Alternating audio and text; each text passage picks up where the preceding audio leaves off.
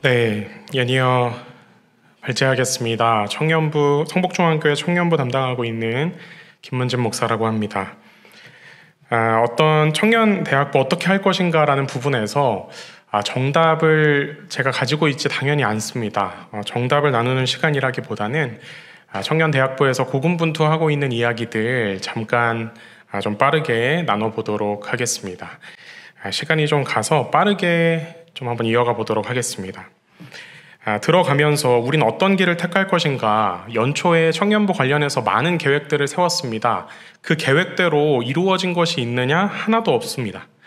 제가 중반쯤에 청년부 임원을 한번 만나서 이야기를 나눌 때 청년부 임원이 그런 이야기를 하더라고요. 우리 임원들 다 망했어요.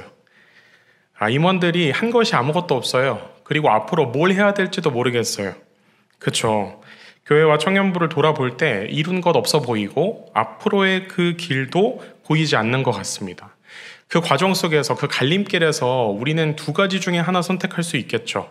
그저 이렇게 쉽지 않으니 비관적으로 이 부분들을 그저 그렇게 걸어갈 것인가, 아니면 포기하지 않고 기대하면서 그 길을 내볼 것인가.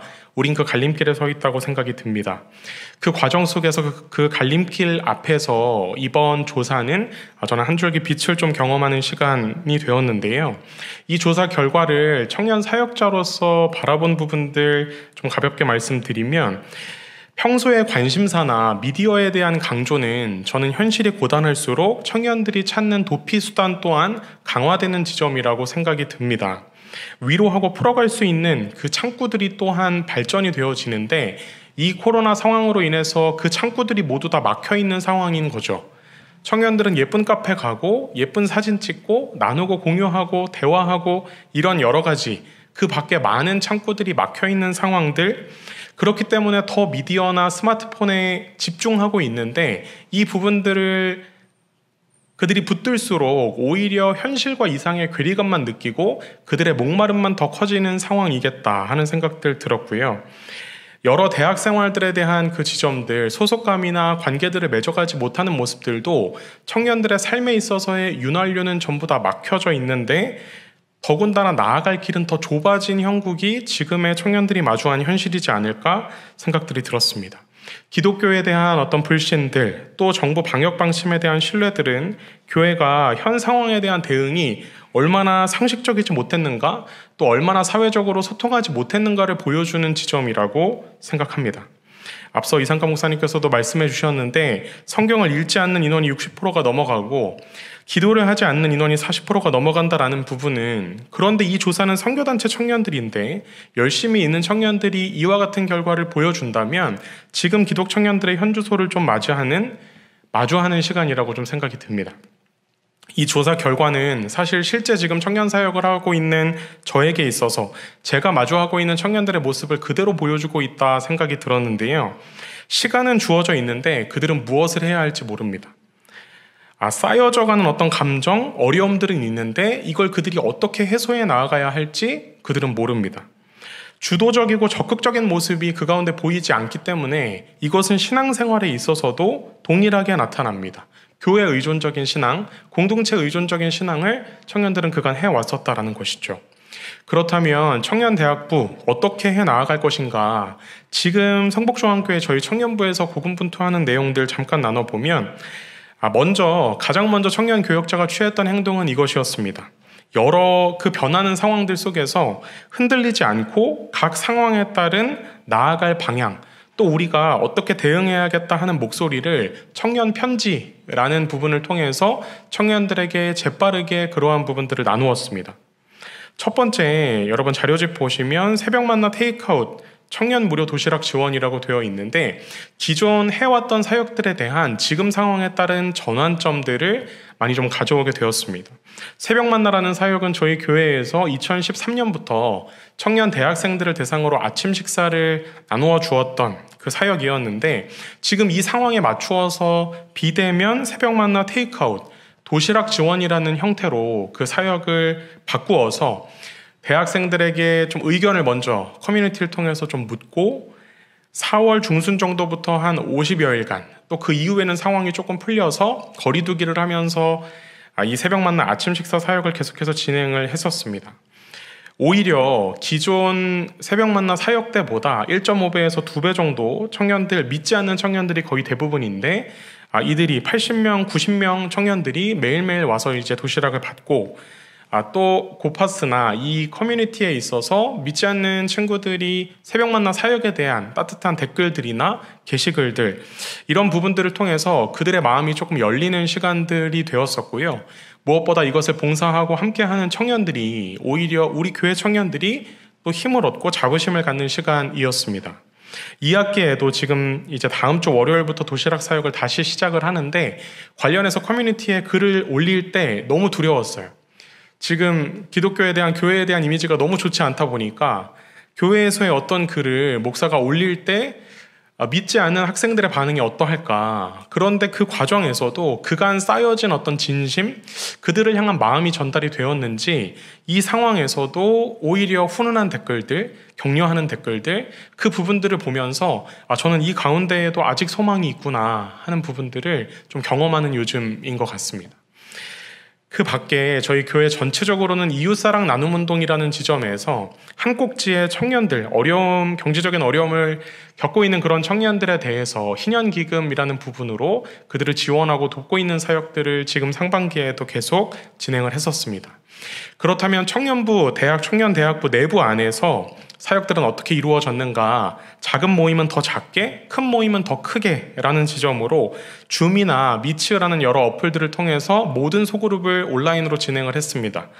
제자훈련, 또 책 읽기, 그 나눔 모임, 또 사랑방 소그룹, 또 여러 리더 모임들 전부 다 온라인으로 맞추어서 진행을 했고, 당연히 시행착오의 시간들이 있었습니다. 어떤 분량을 줄이는 지점, 또 어느 정도 인원이 좋은지 이런 부분들을 하나하나 좀 경험하면서 이 부분들을 다듬어가는 시간들이 있었고요.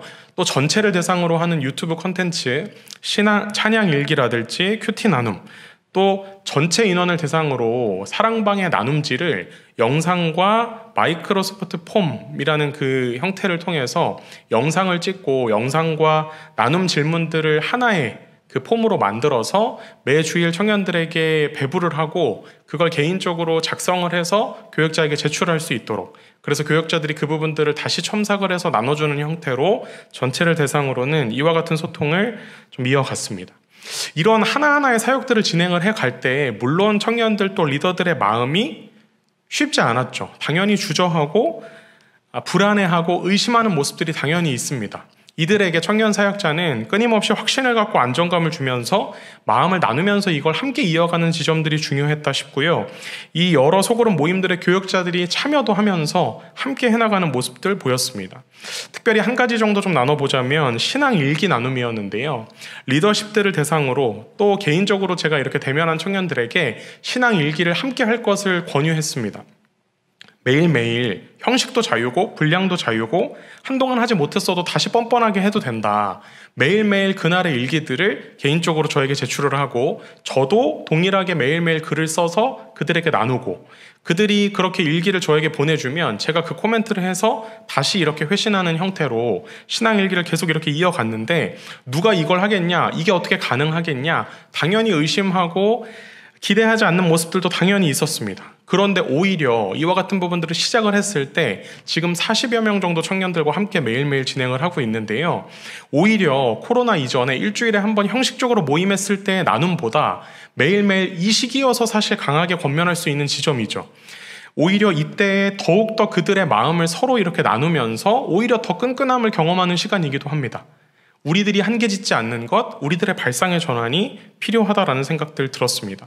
부활절 달걀이라든지 큐티책, 신앙서적, 배달의 기수가 사역자들 돼서 그들에게 나아가서 마음을 전하는 부분들은 당연히 이어졌고, 대면 신방이 불가능하기 때문에 온라인으로의 신방을 신청을 받아서 링크를 그들에게 나눠주고, 청년들이 신청을 하면 화상 통화를 통해서 페이스타임이든 페이스톡이든 이런 부분들로 신방하고 마음 나누고 기도해주는 시간들도 계속 되었습니다. 누가 청년들이 신청을 할까 싶을지 모르지만 계속 신청들은 이어지고 그걸 통해서 마음을 나누는 사역도 계속 진행을 해갔죠. 새로운 일상에 길을 내는 사역 두 가지 한번 나눠보면, 하나는 온라인 수련회였고 또 하나는 세계관학교였습니다. 세계관학교는 7월, 8월 8주간 진행을 했고 온라인 수련회는 저희 8월 마지막 주에 3박 4일 전체 온라인으로 진행을 했는데요. 지금 이 혼란스러운 세상에서 우리들의 정체성 또 나아갈 방향은 어떠한가, 세계관학교는 8가지 주제 강사분들을 모셔서 이 지금에 속한 현장에 어떻게 우리들의 복음 신앙이 담겨질 수 있는가 현장을 함께 고민하고 나누는 시간들, 고민하는 시간들이었고 250명 정도 되는 인원이 참여를 해서 함께 했습니다. 그들의 갈증, 그들의 갈급함이 그 가운데에도 분명히 있었다는 것이죠. 적실한 대안이 되었다 생각이 들고 온라인 수련회 자체는 준비를 하고 기획을 할 당시에 최악을 생각해야 된다. 그 당시에는 온오프 병행인 시점이었는데 아예 온라인으로 가더라도 이 부분들을 진행할 수 있도록 준비를 해갔고 실제로 일주일을 앞두고 거리두기나 여러 가지가 이제 격상되면서 전면 온라인으로 진행을 했었습니다. 집회는 질의응답 형태로 강사분과 3번의 시간 갖고 수련회 조, 모임, 오픈 채팅, 줌 여러 어플을 통해서 소그룹 모임들은 온라인으로 진행을 하고 마지막 폐회 예배는 유튜브 라이브와 줌 라이브를 같이 두어서 100명이 넘는 청년들이 예배를 함께하고 서로 마음을 나누는 시간들을 가졌습니다. 이 부분을 통해서 온라인의 강점을 경험하기도 했지만 가장 큰 은혜가 뭐였냐면 이 상황에서 우리들의 한계 상황을 넘어서서 하나님이 일하실 수 있구나, 이 가운데에도 은혜가 있구나 라는 것들을 청년들이 경험하고 마주하는 시간이 저는 가장 큰 은혜의 지점이었다고 생각이 듭니다. 빠르게 진행을 해서 이해가 다 되셨을지 모르겠는데 마지막으로 나가는 글에서 몇 가지 부분만 나누고 마치도록 하겠습니다.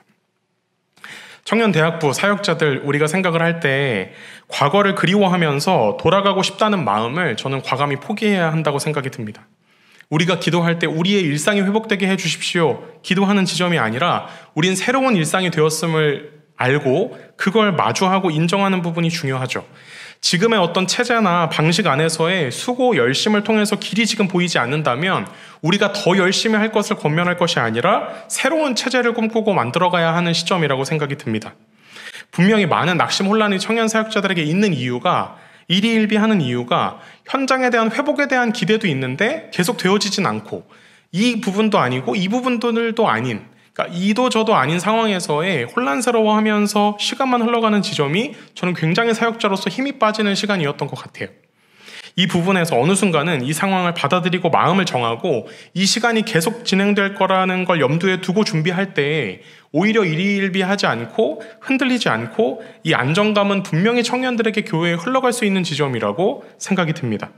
두 번째는 우리 조사 결과에서도 드러나듯이 저는 이것이 한국 교회의 예배 중심, 교회 모임 중심, 교회 봉사 중심, 교회 중심에서의 한계가 드러나는 것을 인정해야 한다라고 생각이 들고 우리의 민낯이 드러나는 시간이라고 생각합니다. 특정 어떤 집단만의 문제였고 그들을 향한 혐오, 그들을 향한 비난이 아니라 이 모두가 우리의 모습이라는 것이죠. 오히려 우리의 뜻과 상관없이 걸어가게 된 지금 이 길 속에 우리의 본질, 하나님이 우리에게 말씀하시는 그 본질을 마주하는 시간이라고 생각이 듭니다.